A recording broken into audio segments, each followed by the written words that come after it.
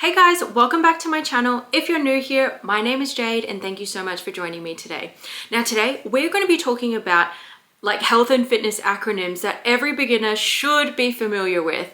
And if you're not, that's totally okay. That's why you're here. Now, a lot of the time in the fitness world, especially when we're seeing other videos, content creators, we're getting health and fitness programs ourselves, or you're just in the gym and you're seeing these acronyms either written on programs or they're advertised, talked about, all of that sort of stuff. If you're confused at all, you're in the right place. I'm going to help you and I'm going to pass on some gym health and fitness acronyms and what do they mean?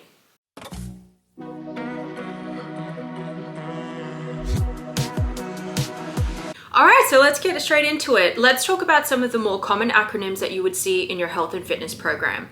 So the first one that we're going to be talking about is RIR. Now, what this actually means is reps in reserve. So what that would practically look like in the gym, say for example, you're on the leg press. That's one of my favorites. And when we talk about reps in reserve, say for example, on your health and fitness program, it says to do 10 reps, right? So what that would look like is how many reps could you still do before you just couldn't do anymore. So when I like to train clients, I like, as a safety tip when you're first learning out, is I talk about reps in reserve because I want you to have around about 3 left in the tank. Just so then you're performing quite a difficult task, but then you also have some energy left to then be able to continue with your next sets and everything like that. The next acronym is called RPE, and what that actually means is rate of perceived exertion. What this would look like in a practical sense is, say for example, you are doing the leg press and you finish all of your reps, you finish your 10 reps, and then by the end of it, what was your effort amount out of 10? What would you rate it? So how difficult was that exercise for you on a scale of 1 to 10? Another acronym that you will see a lot when you're doing your health and fitness, and especially doing a program, is RM.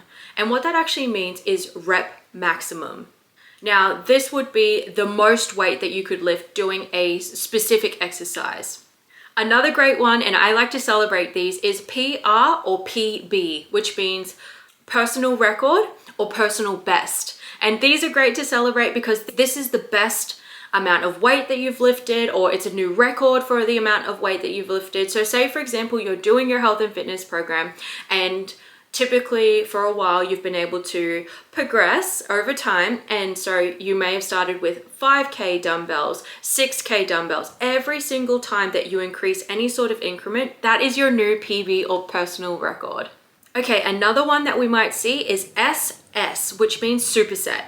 So what a superset is, and a lot of the times you already actually have seen this on TikTok, on Instagram.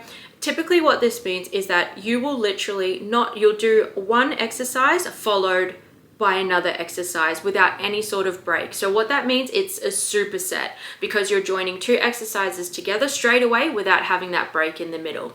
Another acronym, but you may not regularly see this one if you are starting out in the gym, is TS. Now, what this means is a triple set. So instead of just a superset, which was the 2 exercises back to back, we're going to be doing 3 exercises back to back to back without any rest in between. Another acronym, and I love this style of training, it's CIR. Now that actually means circuit training.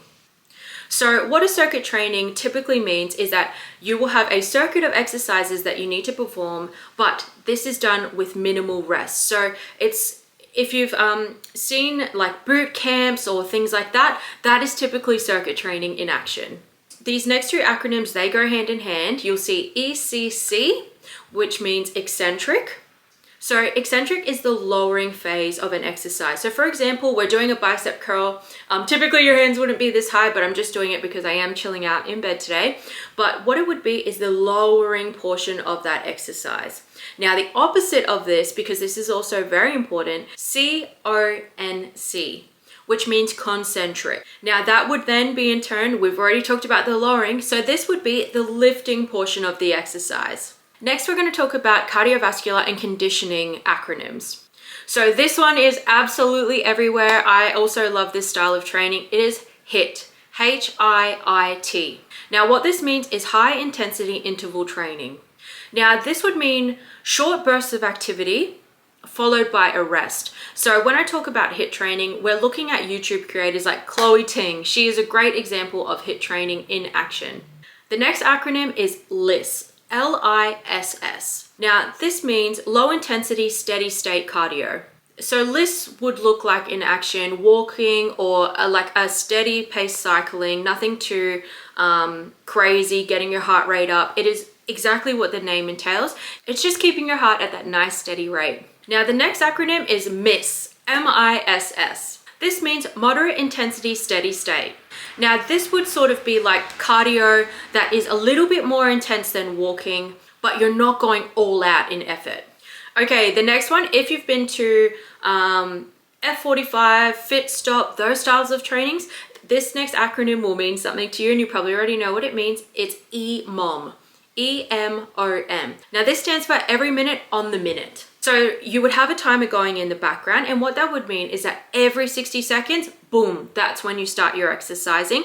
And then when you're done, you wait the rest of that minute, and then once it hits that 60-second mark again, you then start again. Another acronym that's quite popular is AMRAP, A-M-R-A-P. This means as many rounds as possible or as many reps as possible, depending on the type of training that you're doing. So this would be do as many as you can in a certain time limit or time frame. So when we're thinking about this, think about CrossFit. And this would typically look like CrossFit or in circuit training as well. Now, this one is a little bit unusual. I only learned this one recently, but it's W-O-D, WOD. This means workout of the day. Now, I might get this wrong, but I believe this one is actually popular in CrossFit. And it means it's the workout of the day, like outfit of the day. Okay, next we're going to be talking about health and body metrics. So these ones you will see typically maybe on your induction or particular body measurements. So what we're going to be looking at is, the first one is BMI. Now, I am not a fan of the BMI scale. I think it's really outdated, and I think that everybody is different, but I understand this is a scientific method of measuring your body mass index. And that is what that acronym means, body mass index, BMI. It's a measure of the body size using the height and weight of that individual. Now, I don't think this is always accurate, so just take that with a grain of salt, but up to you. Okay, so on to the next one, BMR. So this one is a little bit different to BMI. This one means basal metabolic rate. So this would mean the number of calories that your body needs at a rest function. So when you're resting. Another one is TDEE. And what this one means, total daily energy expenditure. So this would mean the amount of calories your body burns a day. This includes just your normal everyday activities, your workouts, digestion, everything. Okay, now this one's a little bit different. It's VO2 max. So this one actually means your maximal oxygen uptake. So this one is a measurement on your cardiovascular health and fitness. This one is a little bit more advanced, but I still think it might be good to know, especially later on down the track. All right, on to the next category. We are going to be looking at nutrition acronyms. So this is a very common one, and you'll see it in a lot of health and fitness videos, as well as when you're looking at nutrition just in general. So the first one is macros. Now, what does this mean? Macros is macronutrients. So typically, this is what your protein, your fat, and your carbs would look like, and what your calories actually come from. The next acronym is CICO, C-I-C-O. Oh my God, C-I-C-O. Your calories in and your calories out. This one's a basic weight management concept. For example, you may have heard before, burn more than what you eat equals weight loss. Now this one I have seen a lot, it is if. So this is actually intermittent fasting. Intermittent fasting, if you think about it in these terms, it's a timed window of eating. So it's a timed strategy of when you're eating. For example, a really popular one is 16 hours not eating and then an 8-hour eating window. 16 hours fasting and then 8 hours of eating, essentially. All right, on to the next one. We are doing BCAAs. Now you'll see this on a lot of health food supplements. And what this acronym actually means is branched chain amino acids. Like if you're choosing to take any supplements and anything like that, definitely have a chat with your doctor. I think that is first and foremost very, very important. So supplements aren't always vital. You don't need to eat them. You don't need to have them. But I do think that they are really valuable and they really help replenish your body depending on what they are. But like I said, if you are thinking about taking any supplements, have a chat with either a dietitian, nutritionist, or just your general GP, because all of us are different. Some of us take medication, some of us don't. We may have health conditions. So just to be on the safe side, please go and have a chat. These ones I only learned very, very recently, but PWO. Now, this is pre-workout. Now, we see pre-workout everywhere. I feel like every fitness influencer does a version of pre-workout, or they have taken it before, and everybody has their own experiences. My personal experience with pre-workout is that it actually makes me very jittery, and I feel like I do have a lot of energy, but not necessarily in a great way. Sometimes it actually can make me feel quite anxious. So like I said, it is completely up to you if you do want to take supplements, but sometimes just be aware that it is a lot of trial and error, and some things you'll find works for you at specific times of the day. So if you are going to take supplements, give them a go, but make sure you do listen to your body. So pre-workout, like I was saying, is very, very popular because it is a supplement or some sort of meal form, but typically we see it in a drink form. You shake it and then you can drink it, or it's the canned drinks that you see a lot of influencers taking. Now, what this means, it's a pre-workout. So it is a pre-workout supplement that you take that can also help give you energy, or to boost your energy essentially. So then when you go into the gym, you can, go in, smash it. You have all this energy that you need to get out. Now, PPWO is post-workout.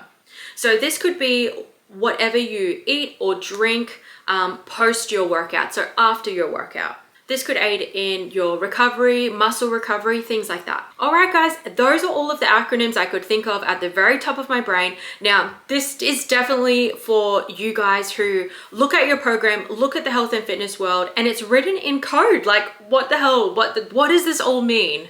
So I hope this video has helped you in any sort of way. If you did want to see more content like this, leave a comment down below. I'm always open.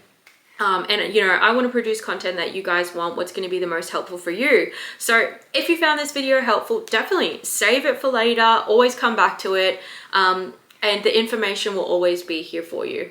Now, please don't forget to like and subscribe this video. Thank you so much for joining me today, and I hope wherever you are in the world, you're doing well and you're staying on track with your health and fitness journey.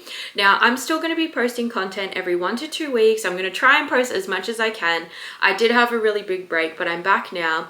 Thank you guys so much, and I'm going to catch you on the next one, and I will talk to you soon. Bye!